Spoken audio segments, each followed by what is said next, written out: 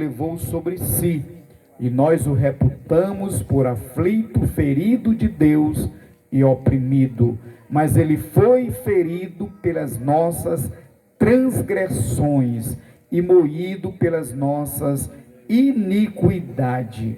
O castigo que nos traz a paz estava sobre ele, e pelas suas pisaduras fomos sarados. O texto do profeta Isaías, ele é muito enfático em retratar, em falar de Jesus, que ainda não havia nascido, mas que já coexistia na eternidade. Porque Jesus não veio a existir assim quando foi concebido no ventre de Maria. Mas ele já coexistia na eternidade. Ele apenas se manifestou. Ele apenas tomou forma humana por obra e graça do Espírito Santo de Deus.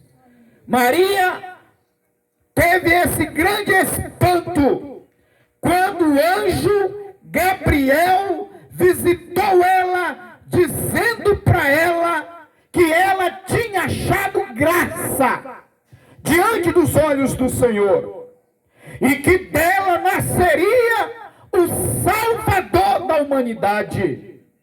Maria, jamais a Imaculada. Por quê?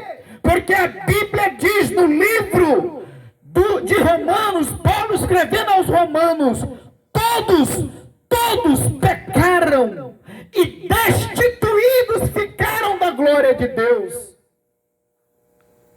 Todos pecaram, sem exceção de nenhum ficou sem pecado. A Bíblia diz que por um homem entrou o pecado no mundo, e pelo pecado a morte, o que é pior. E o que é pior ainda, essa morte foi um vírus pior do que tudo, passou a todos os homens. Por isso todos os homens agora necessitam, precisam se arrepender dos seus pecados, porque o que leva o homem para a condenação eterna é o pecado não confessado e não deixado na cruz de Cristo.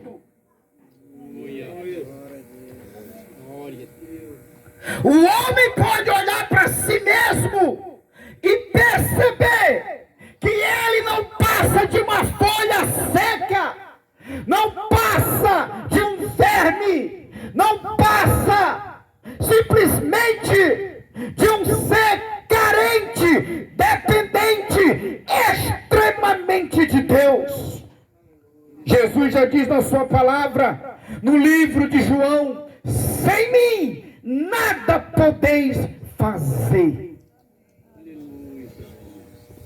Se eu e você estamos ainda aqui, é porque Deus nos ama, é porque Ele é bom, é porque Ele é maravilhoso, é porque Ele é conselheiro, Ele é Deus forte, e a Bíblia diz que Ele tomou os nossos pecados. Mas Ele só tomou o pecado daqueles que crê, porque daquele que não crê, Ele até tomou, mas se não crê, não recebe perdão. A salvação, ela consiste em crer, e o crer no arrependimento, e o arrependimento em deixar a prática do pecado.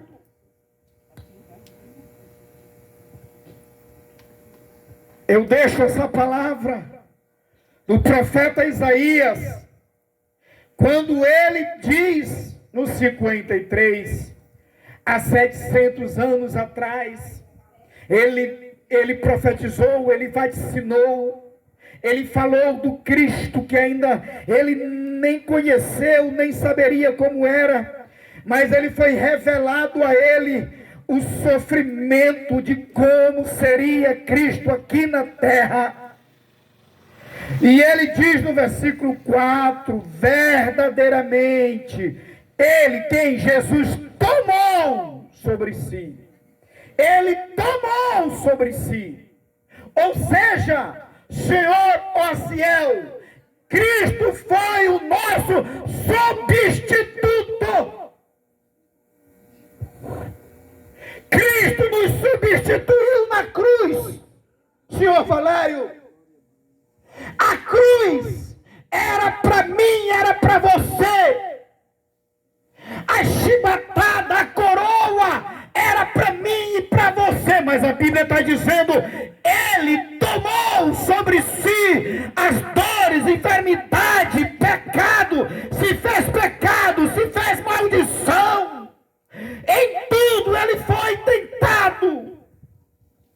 Por quê? Porque não havia ninguém na face da terra que poderia pagar o alto preço que foi exigido da parte de Deus.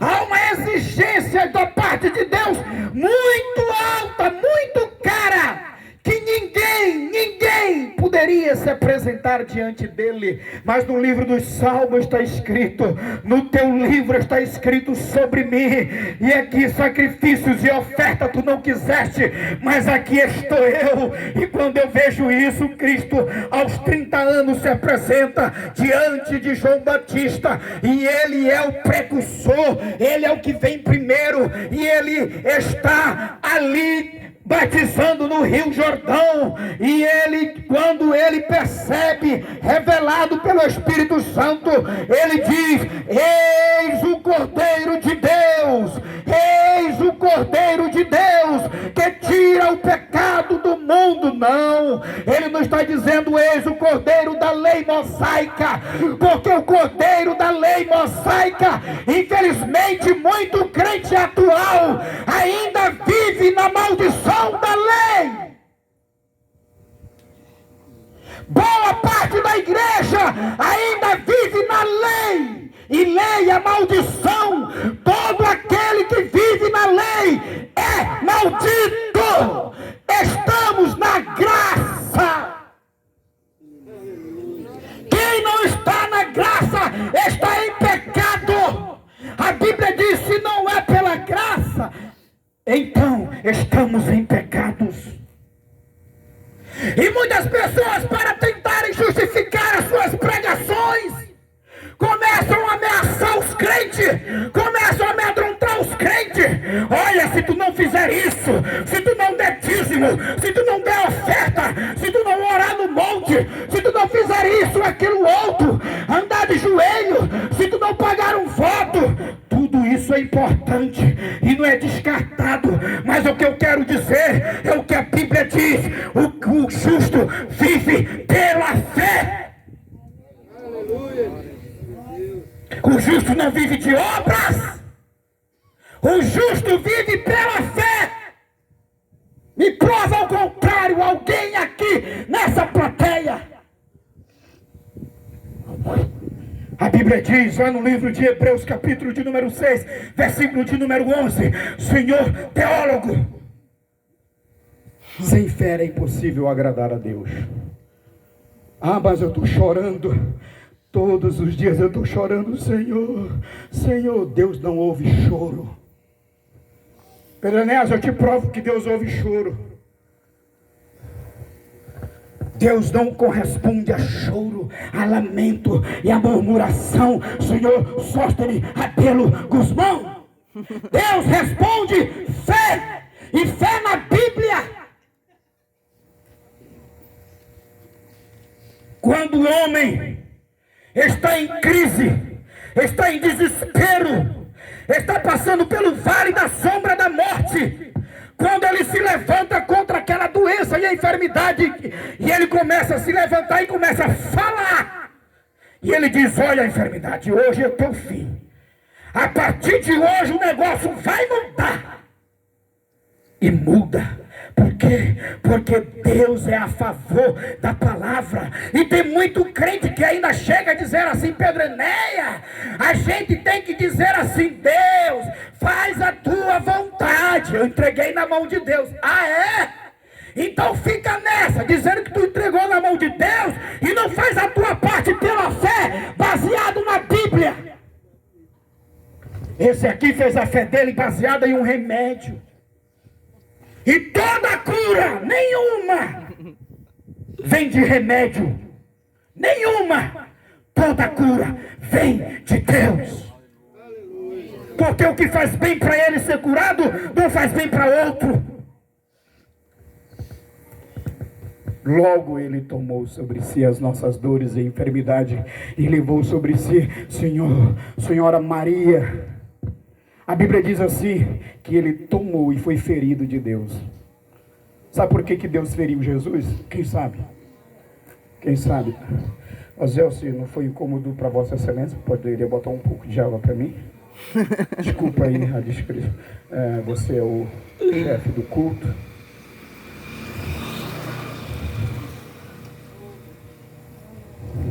Né, irmão Soriano? Se não fosse Jesus, é só 5 minutos, né? Se não fosse Jesus, senhora Zuquinha, nós já teríamos sido sucumbidos. Nós não estávamos mais aqui, minha irmã. As doenças já teriam nos matado. Qualquer coisa já teria por aí nos levado. Mas Jesus, Ele guarda, protege os seus. Agora, de vez em quando Ele chama um. Aí não tem jeito. Aí não tem jeito.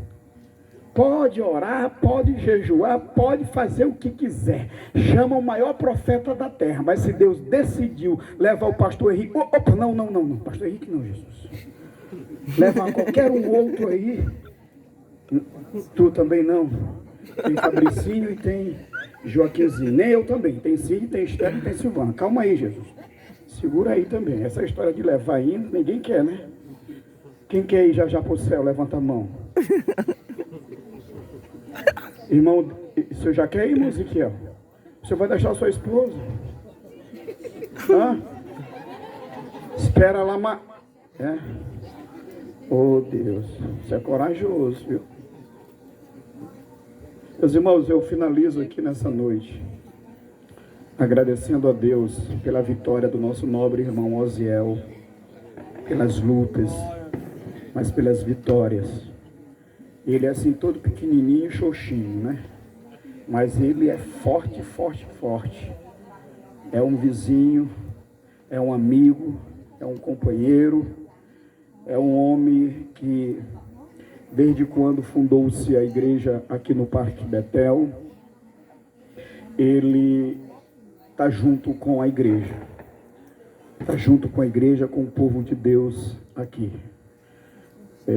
Nós devemos a essa família Gomes, que criou a ideia, juntamente com o senhor Salomão, só depois que o Pedro Enéas veio, que foi praticamente já no período também que a igreja veio para cá, para o Parque Betel. Hospedou-se alguns dias ali na casa do Pedro Enéas com a irmã Silvana, e depois se hospedou em outra casa aí, depois botamos a mão na massa, pastor Paulo Henrique Souza, né? E deu-se início a essa obra, e essa obra tem rendido muitos frutos para a glória do nome de Jesus. O nosso primeiro dirigente foi o senhor Salomão, meu sogro. O segundo dirigente foi o senhor Domingos Fraga Silva, que está na glória com o Senhor. E o terceiro dirigente é o senhor Paulo Henrique Souza. Que Deus abençoe esta igreja, Deus abençoe os crentes desta igreja, Deus abençoe cada um de nós. Nós somos dependentes dele. Dependente dele. Sem Jesus nós não somos nada, absolutamente nada. Mas tudo que temos e somos vem dele, e para ele são todas as coisas. E o nosso recado para aqueles que ainda não tomaram a maior e melhor decisão na sua vida Tome hoje essa decisão. Amanhã pode ser muito tarde. Os dias estão se afunilando. Os dias estão se estreitando para acontecer a maior catástrofe para o mundo sem Deus, mas para a igreja que está preparado vai ser o momento mais lindo, mais precioso. A Bíblia diz no livro de Tessalonicense, o mesmo Senhor, aquele que subiu, foi assunto ao céu, o mesmo Senhor descerá do céu, com alarido, com voz de arcanjo, ao som da trombeta. Os que morreram em Cristo vão ressuscitar primeiro, depois nós que estivermos vivos seremos arrebatados para estar com o Senhor nos ares, nos encontrar com o Senhor nos ares, e então entraremos no tribunal de Cristo, e depois de passar pela essa galardoação, pela essa premiação, Senhor Gesiel Dias Rabelo, vamos passar por um banquete especial, que é as bodas do Cordeiro. Você não tem ideia do que Cristo tem preparado para a sua igreja, que é você que está aqui nessa noite, enfrentando os dissabores desta vida, porque a Bíblia diz que no mundo tereis aflição, mas tem bom ânimo. Todo dia Jesus está dizendo: eu estou contigo até a consumação do século. A doença não vai te consumir, a doença não vai te derrotar, a doença não vai te prostrar, e pelo poder que há no nome de Jesus Cristo, se Ele já levou sobre si, Ele continua destruindo todo tipo de seta maligna, de setas de enfermidade. E quem crê nesta noite, pelo poder que há no nome de Jesus Cristo, eu declaro e profetizo, pelo poder que há nesta palavra, que eu e você recebemos saúde em nossos corpos físicos para trabalhar para o Rei dos Reis e Senhor dos Senhores. Glória a Deus. Agora, se você quer saúde, é só ficar brincando na igreja, perturbando um e outro, eu vou mandar Jesus te levar. Não, pastor, não está mais para isso não. Não é para fazer isso? Não? Então Jesus tem misericórdia, porque houve aqui um Abraão que clamou. Mas, meus irmãos, é tempo de a gente levar as coisas a sério. Sério. A sério, porque Jesus está voltando. Jesus está vindo aí. Quanto é que vale uma eternidade? 1000 anos? 2000 anos? 3000 anos? Tanto a eternidade com Cristo, quanto a eternidade no lago de fogo. Quanto é que vale? As almas que estarão lá sem chance, quando entrarem no juízo final e forem condenadas e lançadas no lago de fogo, vão clamar desesperadamente, gritando por socorro, mas não haverá mais nada que possa tirá-las de lá. Enquanto isso, a igreja de Cristo vai estar no novo céu, na nova terra, gozando de fato daquele primeiro projeto, desde lá do jardim do Éden, que Deus havia preparado para nós. Quantos esperam esse grande dia? Nós esperamos e aguardamos esse grande dia. Amém? Amém, meus irmãos? Deus nos guarde e nos abençoe. E Deus abençoe a família do irmão Osiel. Em nome de Jesus. Proteja. E estamos aqui, meu irmão. Se precisar do Pedrinho, aí o Pedrinho pode virar um Pedrão. Tá certo? Amém. Muito obrigado.